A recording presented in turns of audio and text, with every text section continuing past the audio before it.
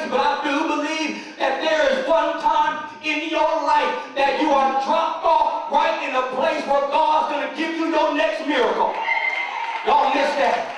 How do you know that where you are right now, God is not trying to prepare you for your next miracle? You're complaining about where you are. You're complaining about your money finances. You're complaining about your family. You're complaining about your friends. You're complaining because people have walked out of your life. How do you know that God hasn't purposely done that so that he can position you for your next miracle? So here comes Peter and John on their way to the house of God.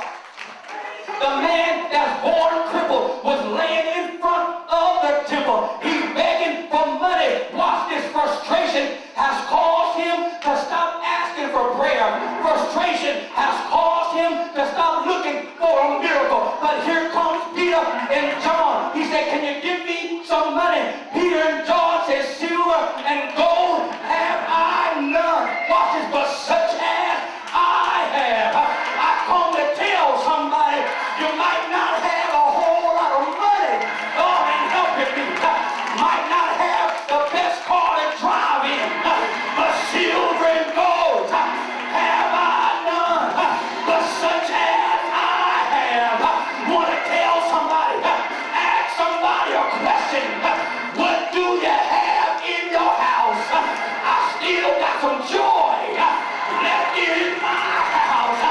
Still got some faith left in my house. I got one praise left in my house. I can still lift up my hand.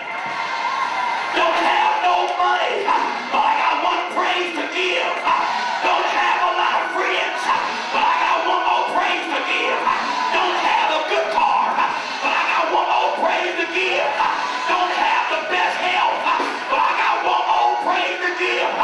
Silver and gold have I none, but such as I have, give I unto thee. The man looked at him, expecting to receive something. I came to tell somebody, whenever you come to church, you got to come expecting